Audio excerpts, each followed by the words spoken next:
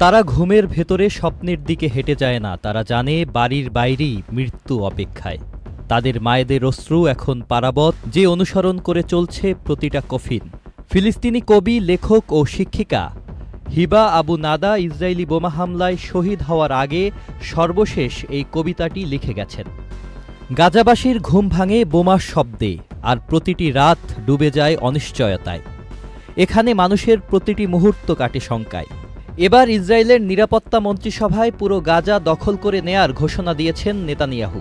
তিনি বলেছেন, গাজা পুরো দখলের প্রক্রিয়া শুরু করেছে ইসরায়েল। এবারের অভিযান হবে আগের চেয়ে অনেক বেশি তীব্র। এই পরিকল্পনার অনুমোদন দিয়েছে দেশটির নিরাপত্তা মন্ত্রিসভা। তাদের উদ্দেশ্য হামাসকে নির্মূল করা এবং মানবিক সহায়তার নিয়ন্ত্রণ নিজেদের হাতে নেয়া। ইসরায়েলের কট্টরপন্থী রাজনীতিবিদরা গাজা পুরোপুরি দখলের পরিকল্পনার প্রশংসা করেছেন।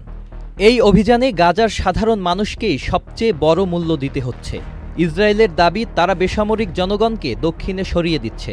ইতোমধ্যে গাজার 1/3 এলাকায় নির্মিত হয়েছে নজরদারি টাওয়ার। ঘোষণা করা হয়েছে নিরাপত্তা অঞ্চল। ইসরায়েলিদের মধ্যেও যুদ্ধবিরতির পক্ষে জনমত বাড়ছে। জরিপ অনুযায়ী জনগণের একটি বড় অংশ গাজায় আটক থাকা বাকি 59 জন জিম্মির মুক্তির জন্য চুক্তির পক্ষে অবস্থান নিয়েছে। এদিকে হামাস নেতা মাহমুদ মারদাউই ইসরায়েলের এই পরিকল্পনাকে চাপ ও হুমকি বলে অভিহিত করেছেন। তিনি বলেন, একটি দীর্ঘস্থায়ী চুক্তি ছাড়া কোনো সমাধান হবে না, যার মধ্যে থাকবে যুদ্ধবিরতি, গাজা থেকে সম্পূর্ণ ইসরায়েলি বাহিনী প্রত্যাহার, পুনর্গঠন এবং বন্দি বিনিময়। Sajid Abdullah, channel I.